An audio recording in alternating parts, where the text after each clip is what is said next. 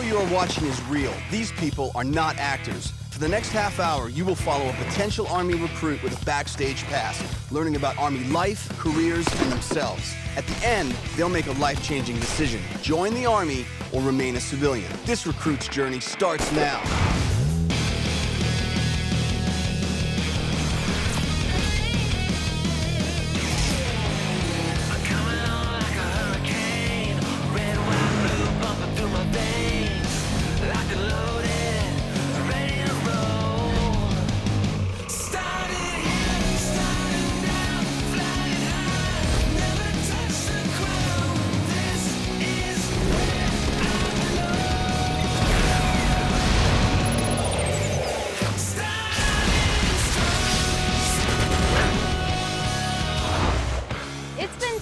The most powerful weapon in the U.S. Army is the infantryman.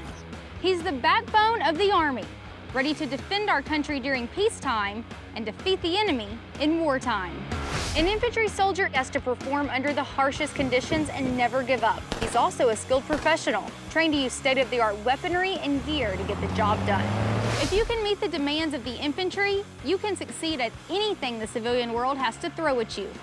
That's the promise of infantry training, and the challenge one young man is about to tackle head on.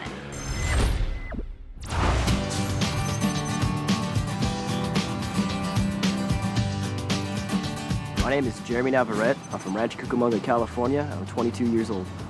Right now, I'm about 50-50 joining the Army. At home, everything's great. There's not a real big push for me to leave the house. I'm telling myself that I need to grow up, but at the same time, I'm telling myself, you know, I don't want to grow up. I just want to be a kid.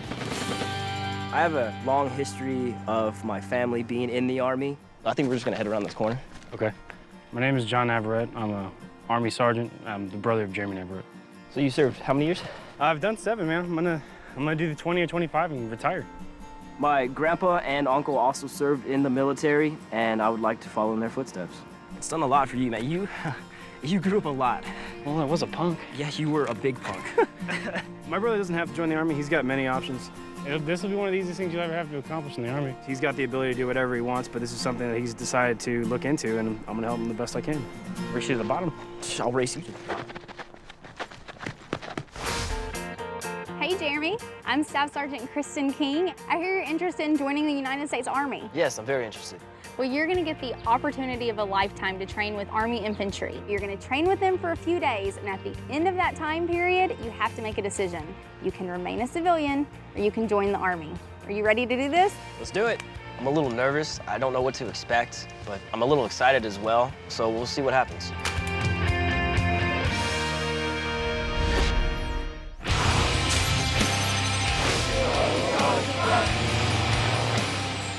Joint Base Lewis McChord, Jeremy will get a first-hand introduction to striker infantry training. But first, he'll meet the experienced Army mentor who will see if he's got what it takes. Company, attention! Stand there, peace! This is Sergeant First Class Valentin Vildasola, or Sergeant V. He wears the Combat Infantry Badge, the Drill Sergeant Badge, and he's been deployed to both Iraq and Afghanistan. Hey, listen up, Charlie Company. This guy here is Jeremy. He's gonna be with us for a couple days, doing some training, find out what it takes to be an infantryman. My name is Jeremy Navarette. I'm from Rancho Cucamonga, California. I'm doing this because I want to experience what you guys experience every day of your lives. I'm gonna have lots of fun with you guys. Is that it? Yes, Sergeant. Okay. Did you do anything to prepare yourself for this? I ran a little bit. That's all you did? That's all I did. You think he's got what it takes? No. Listen up. Battle buddies. These are Jeremy's battle buddies: Private First Class Aaron Mendenhall and Private First Class Timothy Wickham. They're gonna be like your brothers, all right? Anywhere you go, ask them, they'll probably go with you and take care of you, all right? Yes, sir. Battle buddies, fall out. You ready? Yes, Sergeant.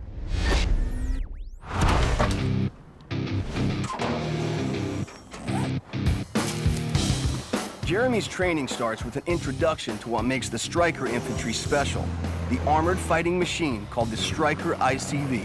Weighing in at 19 tons, the Stryker has a turbo diesel that moves it down the road at over 60 miles per hour. It can run in 4-wheel or 8-wheel drive. It's got DRS optical and thermal imaging systems for night fighting, and it's fully computer networked. 11 different variants can carry a 9-man infantry squad, mortars, or a cannon.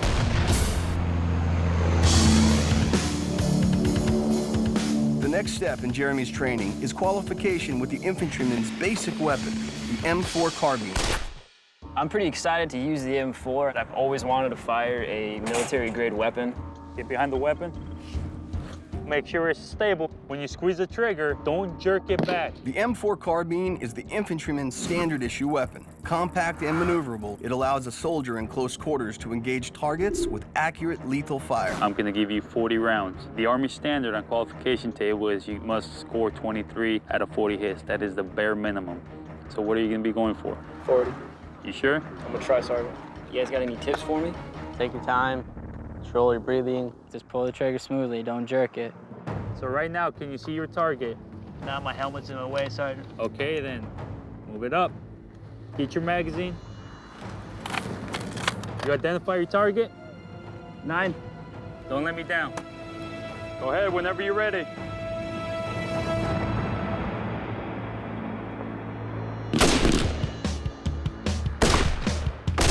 Control your breathing. Just relax and breathe normal.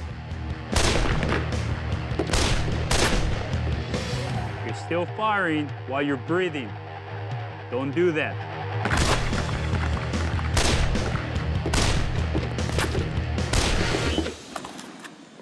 All right. See what I did? Honestly, I didn't hit most of the targets that I wanted to hit. I just wanted to put all my bullets down range. All right. 15, 16, 17, 18, 19. Crap. 19 out of 40. I noticed once he started firing, he wasn't applying the fundamentals that we taught him earlier. So how do you feel about 19 out of 40? I feel like crap, Sergeant. You owe me 1 push-up for every miss. Yes, Sergeant. Right now? Right now? He was paying attention to what he was told, but he wasn't applying it.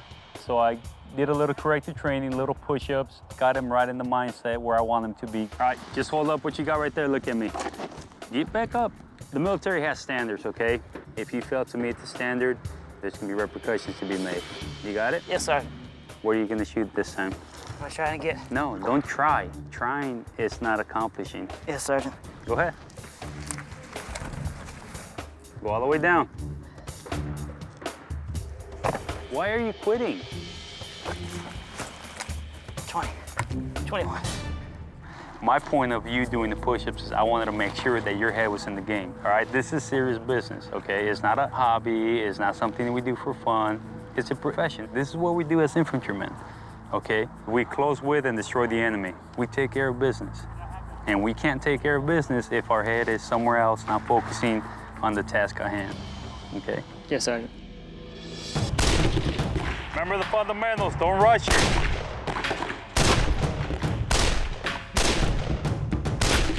"30 seconds, plenty of time. Make sure you acquire the target.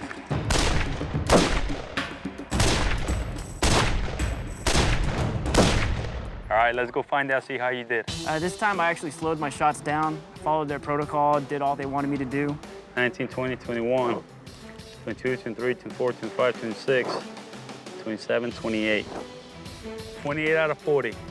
Second time, not bad. Those push-ups actually did help. I didn't believe that they did help, but the concentration was a lot better, and I think the fear of actually doing more is what made me do a little bit better. You qualify to the Army standards. I believe Jeremy does have what it takes to be an infantryman. Release up all your brass, we should be good to go. Thank you, Sergeant. All right? And don't thank me, all right? Yes, sir. I get paid for doing this. All right, so this is McVeigh Sports and Fitness Center.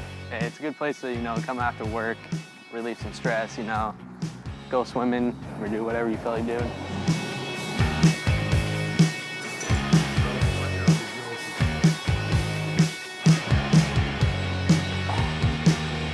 I had no idea that that type of equipment was actually inside a military base, and it's kind of cool to see what else the military has to offer for its soldiers.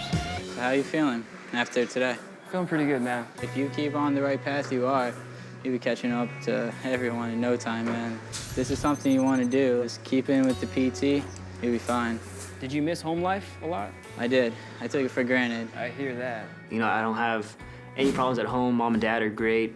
There's nothing pushing me out of the house, basically, and the conflict is totally internal. The Army is definitely a good way to start on the right foot, get a little independent. That's exactly what I want, some independence. This time period that I am away from home is a good stepping stool for me to, like, okay, you know, I can survive on my own. I don't need, you know, my parents there. Sometimes the baby bird needs to leave the nest. I'm not too sure about it, and I'm, you know, not against it. I need a little bit more persuading.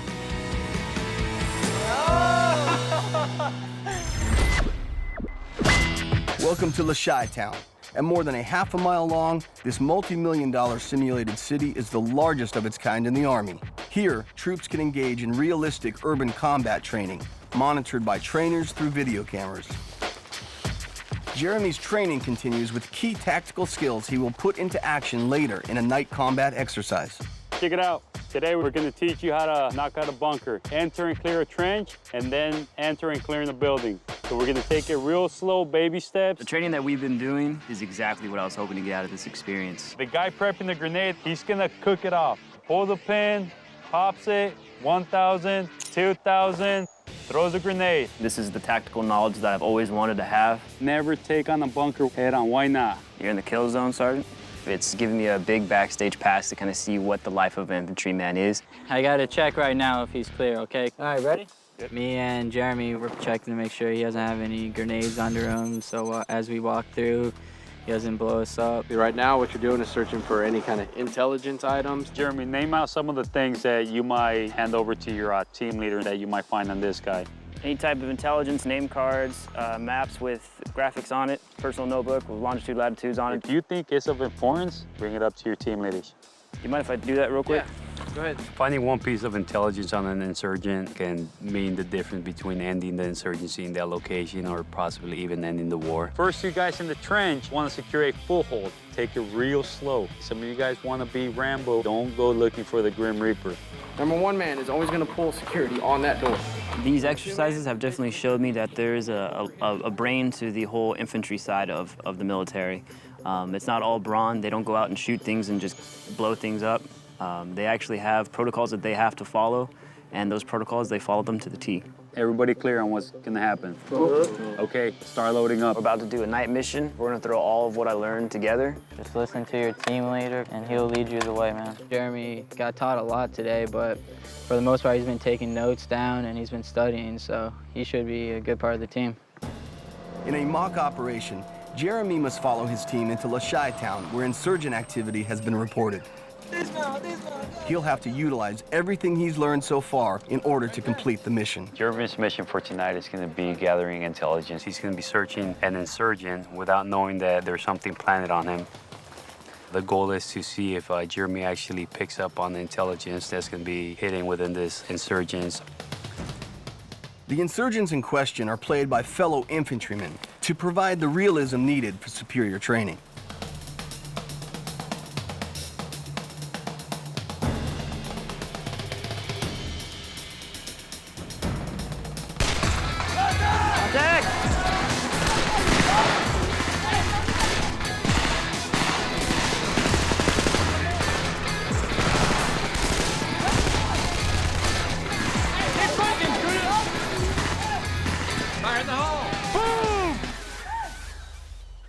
Hey, damn it, quick up.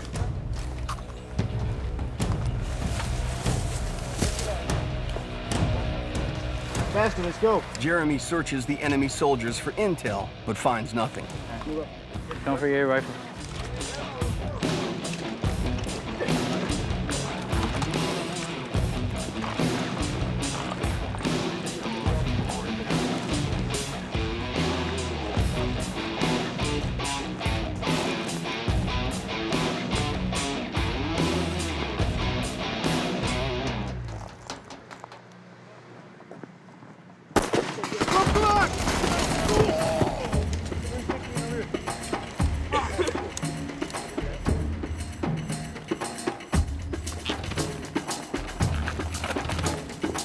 As Jeremy's team moves in, they identify an enemy position inside a nearby shop.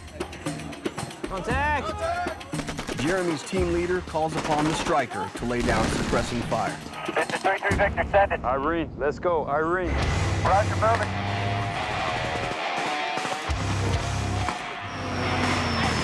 Victor, set. Fire. Meanwhile, Jeremy and his team approach the shop from the side in a common tactical move called flanking. All right, go, go, go, go. Stack left side of the door.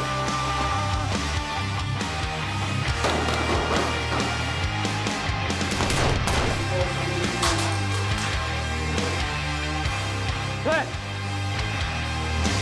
Got some intel. Jeremy took all the knowledge that he received earlier and actually put it into play. He actually found a cell phone hidden within that individual OP4. Why did you decide to keep the cell phone?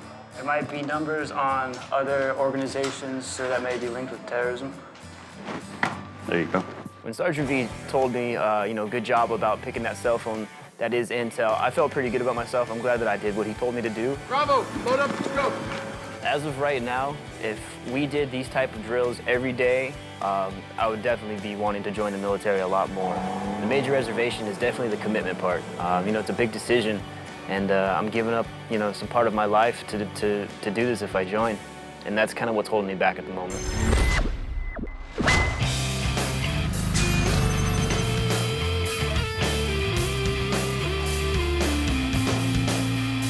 Hey, how's it going, Nick? Hey, Sergeant, how are you doing? Pretty good yourself? Doing great. Jeremy, this is Nick Palmachano. He's a former U.S. Army infantryman. So I'm just going to leave you here with him. He's got a couple things he wants to show you. Okay? All right, Sergeant. Come on, man. You want to see what I do every day? Yeah. Come on in. I'm Nick Palmachano, and I'm the president of Ranger Up.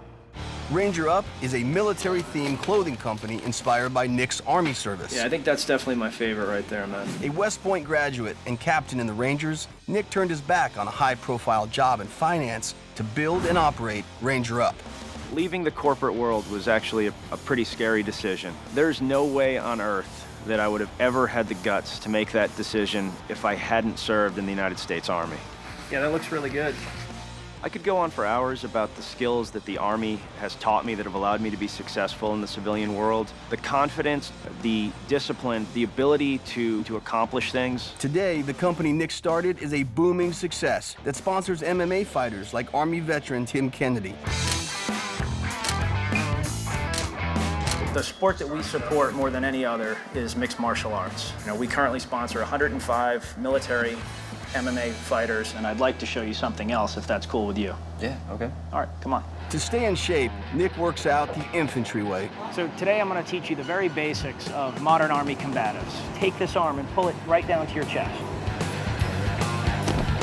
Not bad.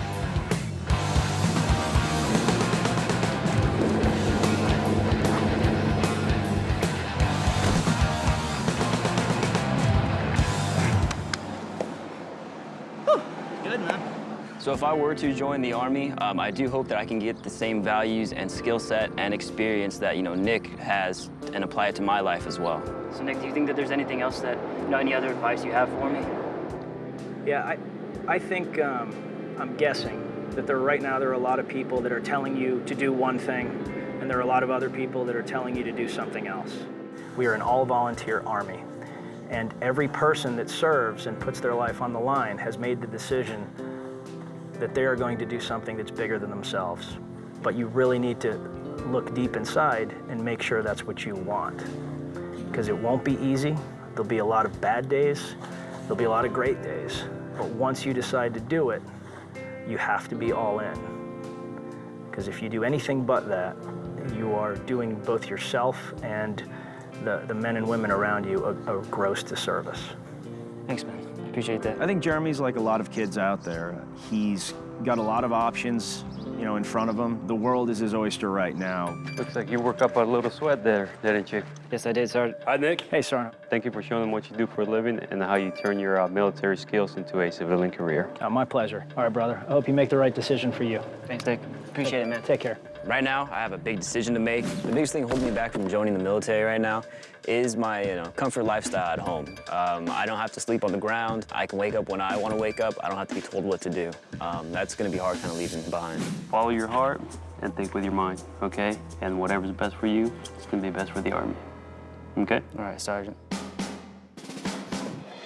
Good to see you again, Sergeant. How are you? Pretty good, yourself? Good. Jeremy, good to see you. Sergeant King, how are you? Jeremy, it sounds like you've had a great experience, but now it's time to make that final decision. So do you want to join the U.S. Army or remain a civilian? As of right now, Sergeant King, I'm going to stay a civilian. With this experience, I got a whole lot of information. Sergeant V, my battle buddies, really kept me on track, taught me a whole lot, and I had a really good time. And I want to see if I can find that and, in another career field. And if I can find that or something better, then, I might go with that. Well, Jeremy, the Army isn't for everybody, but we wish you the best of luck in whatever you choose to do. Thank you so much, Sergeant King. Yep. My decision for not joining the Army right now is I'm not fully committed, and you should be fully committed if you're going to join the Army. It's a big decision. Out of respect for our soldiers and for Sergeant V and for everyone else, that's just not what I am right now. Jeremy has made a difficult decision. The armed forces are not the ideal career path for everyone, and we wish him the best in his future endeavors.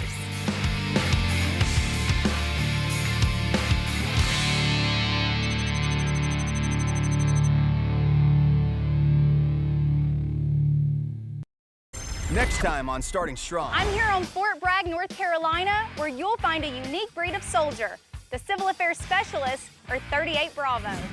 Around the world, these highly trained soldiers are the link between the Army and local civilians. It's a unique and challenging military occupational specialty, and that's what one young woman considering Army service is about to find out. I am Alana Mingay. My passion lies in working in disaster relief. My interest in the Army lies mostly with helping others. Alana is starting her journey to find out what it takes to become an Army Civil Affairs Specialist. But first, she'll meet the Army mentor who will guide her training and decide if she measures up. I'm going to introduce you to Alana Mingay. She's going to be training with us for the next couple of days to see what it takes to become a civil affairs soldier. Welcome to Freedom Village, a simulated town where civil affairs teams can test their skills. Your task is to conduct an initial village assessment. The team is met by trained Army role players acting as the village mayor and his bodyguard. In this exercise, the team is sent to check out a village that has been hit by a flood to see if and how the Army can help.